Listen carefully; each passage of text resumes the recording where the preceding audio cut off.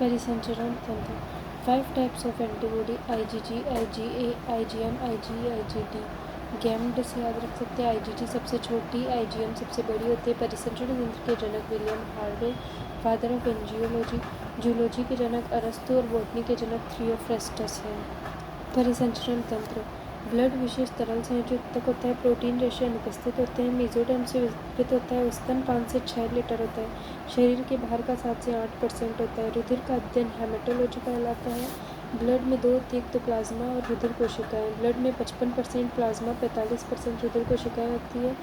Plasma का रंग हल्का पीला, pH 7.2 से 7.4, 90 से 92% जल, 6 से 8% प्लाज्मा प्रोटीन। ग्लूकोज होता है 80 से 120 mg प्रति डेसीलीटर। अमाइनो एसिड होता है यूरिया 20 से 40 mg प्रति डेसीलीटर। कोलेस्ट्रॉल 225 से कम होता है और सोडियम, क्लोरीन, HCO3- आयन उपस्थित होते हैं रुधिर प्लाज्मा में। प्लाज्मा प्रोटीन का निर्माण लीवर में होता है। प्लाज्मा प्रोटीन 3 होते हैं: एल्बुमिन, ग्लोबुलिन, फाइब्रिनोजन। एल्बुमिन सर्वाधिक मात्रा में उपस्थित कार्य रुधिर का कोलोइडल परासरण दाब नियंत्रित करता है। यदि एल्बुमिन की कमी हो जाए तो ऊतकों में जल एकत्रित हो जाता है, उसे ओएडेमा कहते हैं। यह आकार में सबसे छोटा होता है। ग्लोबुलिन 3 होते हैं: alpha globulin, beta globulin, gamma globulin. Alpha globulin alpha antitrypsin, angiotensin, beta globulin transferrin, gamma globulin antibodies प्रतिरक्षा। लसिका अंगों में संश्लेषित कार्य प्रतिरक्षा होता है। फाइब्रिनोजन सक्रिय होने पर हृदय स्कंदन में कार्य करता है। यह आकार में सबसे बड़ा होता है। सीरम बराबर रुधिर प्लाज्मा माइनस स्कंदन कारक होता है, यानी फाइब्रिनोजन। Blood grouping. रुधिर समूह में आरबीसी की सतह पर एंटीजन होती है, रुधिर प्लाज्मा में एंटीबॉडी होती है। एंटीजन ग्लाइकोप्रोटीन या ग्लाइकोलिपिड होती है। शर्करा समूह ग्लाइकोप्रोटीन या ग्लाइकोलिपिड जो आरबीसी की सतह पर उपस्थित होती है। Blood group antigen antibody. Antigen RBC की सतह पर एंटीबॉडी रुधिर प्लाज्मा में। ए का एंटीजन ए होता है, एंटीबॉडी बी होती है। बी का antigen B, antibody A. A B का एंटीजन ए बी होता है, ए बी में एंटीबॉडी कोई नहीं होती है। ओ का एंटीजन ओ के पास एंटीजन नहीं होता है, ओ के पास एंटीबॉडी होती है ए और बी। रुधिर स्थानांतरण में दाता का एंटीजन एवं ग्राही की एंटीबॉडी देखते हैं।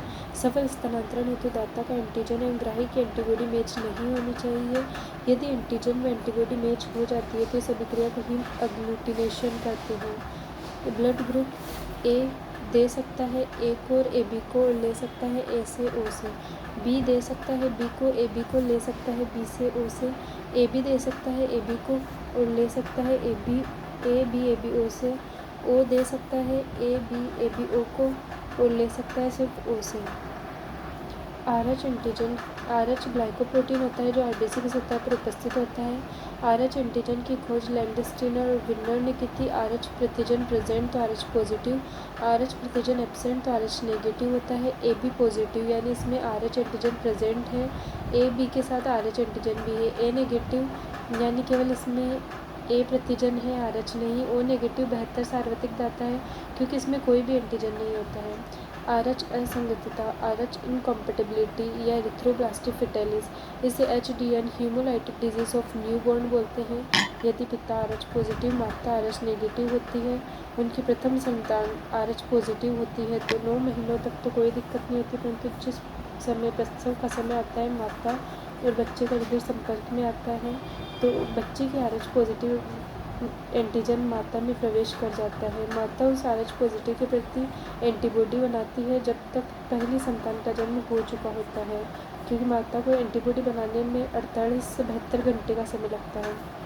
परंतु यदि दूसरी संतान में माता की आरएच पॉजिटिव होती है तो उसे भी 9 महीने तक कोई परेशानी नहीं होगी, परंतु जैसे ही प्रसव का समय आता है, बच्चे और माता का हृदय संपर्क में आता है तो माता के पास पहले से आरएच पॉजिटिव की एंटीबॉडी प्रेजेंट होती है तो वो बच्चे को हार्म पहुंचाती है, जिससे दूसरे संतान में पीलिया, अरक्तता या मृत्यु भी हो सकती है।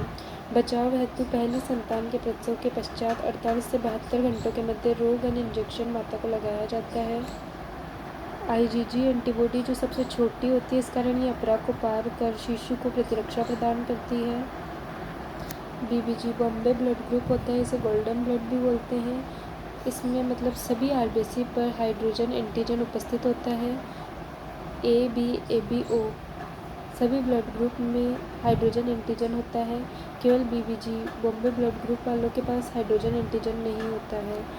ब्लड ग्रुप एंटीजन एंटीबॉडी ए के पास एंटीजन AH, बी के पास BH, AB के पास ABH और O के पास भी एंटीजन H होता है, परंतु बीबीजी गोल्डन ब्लड के पास कोई एंटीजन नहीं होता है। ए की एंटीबॉडी बी की एंटीबॉडी AB के पास एंटीबॉडी नहीं होती है। O के पास A और B की एंटीबॉडी होती है, परंतु बीबीजी गोल्डन ब्लड के पास A, B और H तीनों की एंटीबॉडी होती है। सबसे बड़ी एंटीबॉडी IgM और सबसे छोटी एंटीबॉडी IgG होती है। बॉम्बे ब्लड ग्रुप, इस ब्लड ग्रुप में कोई एंटीजन नहीं होता, हाइड्रोजन भी नहीं, अतः यह ब्लड सभी को दे सकता है, परंतु ले केवल बीबीजी से, बॉम्बे ब्लड ग्रुप वालों से ही सकता है। ब्लड सेल रुधिर कोशिकाओं के निर्माण की प्रक्रिया को हेमेटोपोइसिस बोलते हैं। रुधिर कोशिकाओं का निर्माण लाल अस्थिमज्जा में होता है। भ्रूणीय अवस्था में रुधिर कोशिकाओं का निर्माण लीवर एंड प्लीहा में होता है। सर्वप्रथम हेमेटोपोइटिक अंग पित्तक कोश होता है। अस्थिमज्जा में हेमेटोपोइटिक स्टेम सेल्स होती है जो प्रोजेनेटर सेल्स में कन्वर्ट होती है। यह प्रोजेनेटर सेल्स रुधिर कोशिकाएं, RBC, WBC और प्लेटलेट्स का निर्माण करता है। RBC को इरिथ्रोसाइट्स कहते हैं। इनकी सामान्य संख्या 50 से 55 लाख होती है और जीवनकाल 120 दिन होता है। नोट के बाद RBC के निर्माण के समय इनमें केंद्रक होता है, परंतु जब वह रुधिर में स्थानांतरित होती है केंद्रक लुप्त हो जाता है। RBC प्लीहा एवं यकृत में नष्ट होती है। परिपक्व स्तनधारियों में RBC उभय अवतल आकार की केंद्रक रहित होती है। फ्रॉग की RBC उभय उत्तल आकार की और केंद्रक उपस्थित होता है। RBC का उभय उत्तल एवं केंद्रक व कोशिकाओं की अनुपस्थिति या अनुकूलन है ताकि अधिक से अधिक हीमोग्लोबिन एकत्रित हो सके। नोट, रेटिकुलोसाइट अवस्था में RBC से केंद्रक विलुप्त हो जाता है। सामान्य हीमोग्लोबिन का मान 100 ml ब्लड में औसतन 12 से 16 ग्राम हीमोग्लोबिन मिलेगा। हीमोग्लोबिन युक्त RBC का कार्य गैसों के परिवहन में। RBC के परिपक्वन में विटामिन B12 एवं फोलिक एसिड आवश्यक। विटामिन B12 साइनोकोबैलेमिन होता है एवं फोलिक एसिड आवश्यक होते हैं। माइटोकॉन्ड्रिया की अनुपस्थिति के कारण RBC केवल अवायवीय श्वसन दर्शाते हैं। यदि RBC में हीमोग्लोबिन की कमी हो जाए तो एनीमिया होता है। आयरन की कमी से माइक्रोसाइटिक एनीमिया, विटामिन B12 की कमी से परनीशियस एनीमिया और फोलिक एसिड की कमी से मैक्रोसाइटिक एनीमिया होता है। RBC की सामान्य से अधिक संख्या पॉलीसाइथेमिया कहलाती है। यह 2 रोलेक्स मिक्सचर, फोकल सेल वॉल्यूम या हेमेटोक्राइट भी होता है। रोलेक्स मिक्सचर RBC सिक्कों के रूप में इकट्ठा होना, रुधिर प्रवाह धीमा होने के कारण, सीरम प्रोटीन की अधिक मात्रा के कारण। फोकल सेल वॉल्यूम या हेमेटोक्राइट, रुधिर में कुल RBC का आयतन होता है। RBC प्लीहा एवं लीवर में नष्ट होता है। हीमोग्लोबिन का अपघटन बिलीरुबिन एवं बिलीवर्डिन में होता है। प्लीहा को RBC का कब्रिस्तान, द्वितीय लसिका अंग और ब्लड बैंक ऑफ बॉडी कहते हैं। WBC ल्यूकोसाइट्स होती है। इसकी सामान्य संख्या 6000 से 8000 प्रति mm³ होती है। जीवन काल 4 से 20 दिन होता है। नष्ट लसिका तंत्र, लिम्फेटिक सिस्टम। WBC का कार्य शरीर की प्रतिरक्षा या संक्रमण से बचाव। WBC की सामान्य से कम संख्या ल्यूकोपीनिया कहलाती है। WBC की सामान्य से अधिक संख्या ल्यूकोसाइलोसिस या लाखों में संख्या, संक्रमण अथवा एलर्जी में लाखों में संख्या का कारण ल्यूकेमिया या ब्लड कैंसर होता है। WBC टोटल ल्यूकोसाइट काउंट 2 होते हैं। ग्रेनुलोसाइट, अग्रेनुलोसाइट। ग्रेनुलोसाइट में पिंडीय केंद्रक होता है। कोशिका द्रव्य में कण होते हैं। 3 प्रकार की होती है, न्यूट्रोफिल, बेसोफिल, इयोसिनोफिल। न्यूट्रोफिल 60 से 65%, बेसोफिल 0.1 से 1% होता है जो मिथाइलिन ब्लू से अभिरंजित होता है। इयोसिनोफिल 2 से 3% होती है जो इयोसिन से अभिरंजित होती है। अग्रेनुलोसाइट में 2 होती है, मोनोसाइट, लिम्फोसाइट। मोनोसाइट 6 से 8% और लिम्फोसाइट 20 से 25% होती है। न्यूट्रोफिल इसे PMNL, पॉलीमॉर्फिक न्यूक्लियस ल्यूकोसाइट कहती है। बहुपिंडीय केंद्रक होता है। न्यूट्रोफिल यह भक्षण का कार्य करती है। कार्य भक्षाणु कोशिका। न्यूट्रोफिल एवं अन्य WBC डाईपेडेसिस एक्स्ट्रावेसिटाइड दर्शाती है। सबसे पहले कीमो अट्रैक्शन, रसायन स्त्रावण, एडिशन। WBC कोशिका व्यक्ति से चिपकेगी। ट्रांसमाइग्रेशन, ऊतक में प्रवेश। RH एंटीजन के विरुद्ध IgG एंटीबॉडी कार्य करती है। सभी WBC नष्ट लसिका तंत्र में होती है। इयोसिनोफिल का दूसरा नाम एसिडोफिल भी होता है। द्विपिंडीय होता है। इसकी संख्या एलर्जी में बढ़ जाती है। यह हेलमिंथेस कृमि संक्रमण में प्रतिरक्षा प्रदान करती है। बेसोफिल में 2 से 3 पिंडीय केंद्रक होता है। हिस्टामिन, सीरोटोनिन, हेपेरिन का स्त्रावण। हिस्टामिन वेसोडाइलेटर होता है। सीरोटोनिन वेसोकंस्ट्रक्टर। हेपेरिन प्रतिस्पंदन कारक होता है जो बेसोफिल व लीवर दोनों से होता है। इन्फ्लेमेशन, शोध या प्रदाह में कार्य करता है। अग्रेनुलोसाइट में मोनोसाइट होता है सबसे पहले। मोनोसाइट बड़े आकार के WBC होते हैं, इनमें किडनी आकार का केंद्रक होता है। कार्य भक्षाणु कोशिका। नोट: यह मोनोसाइट कोशिका या ऊतक में प्रवेश कर मैक्रोफेजेस कहलाते हैं। इनके उदाहरण: लीवर में मैक्रोफेजेस प्रवेश कर जाते हैं और भक्षण का कार्य करते हैं तो इन्हें कुफर सेल्स कहते हैं। अस्थियों में प्रवेश करते हैं तो इन्हें ओस्टियोक्लास्ट कहते हैं। मस्तिष्क में इन्हें माइक्रोग्लियोसाइट या ग्लियल सेल कहते हैं। लंग्स में इन्हें डस्ट सेल कहते हैं और संयोजी ऊतक में इन्हें हिस्टियोसाइट कहते हैं। नोट: मानव शरीर में दो भक्षाणु WBC होते हैं, मोनोसाइट्स और न्यूट्रोफिल्स। सभी रुधिर कोशिकाएं अस्थि मज्जा में ही निर्मित होती है। लिम्फोसाइट्स ये दो होते हैं, B lymphocytes, T lymphocytes. B lymphocytes का निर्माण एवं परिपक्वन अस्थि मज्जा में होता है। कार्य: तरल प्रतिरक्षा, ह्यूमरल इम्यूनिटी। टी लिम्फोसाइट का निर्माण अस्थि मज्जा में होता है, परिपक्वन थाइमस में होता है। कार्य: कोशिका मध्यस्थ प्रतिरक्षा। Platelets, thrombocytes. प्लेटलेट्स या थ्रोम्बोसाइट्स की सामान्य संख्या 1.5 लाख से 3.5 लाख होती है। इनका जीवनकाल 8 से 9 दिन का होता है। नष्ट प्लीहा एवं लीवर में होती है। अस्थि मज्जा। प्लेटलेट्स, थ्रोम्बोसाइट्स की सामान्य संख्या 1.5 लाख से 3.5 लाख होती है। जीवनकाल 8 से 9 दिनों का होता है। नष्ट प्लीहा एवं लीवर में होती है। अस्थि मज्जा में बड़ी कोशिकाएं पाई जाती है जिन्हें मेगाकैरियोट्स कहते हैं। इनके खंडन से प्लेटलेट्स का निर्माण होता है जिनमें केंद्रक नहीं होता है। प्लेटलेट्स का कार्य थ्रोम्बोप्लास्टिन का स्त्रावण एवं रुधिर स्कंदन में कार्य करता है। नोट: मलेरिया मादा एनाफिलिस मच्छर से वाहक है। मलेरिया प्रोटोजोआ जनित रोग होती है जो प्लाज्मोडियम से होती है। डेंगू व चिकनगुनिया विषाणु जनित रोग है, इनके वाहक एडीज मच्छर होते हैं। हाथीपांव रोग एलिफेंटिएसिस वाहक क्यूलेक्स मच्छर होता है। हाथीपांव रोग वुचरेरिया फिलेरियम कृमि इस जीव के कारण होता है। डेंगू में प्लेटलेट्स की संख्या घट जाती है। ब्लड क्लोटिंग: रुधिर स्कंदन में एक्स्ट्रा वेसिकुलर क्लोट बनना चाहिए। हीमोस्टैसिस: बहिसंवहनीय थक्का।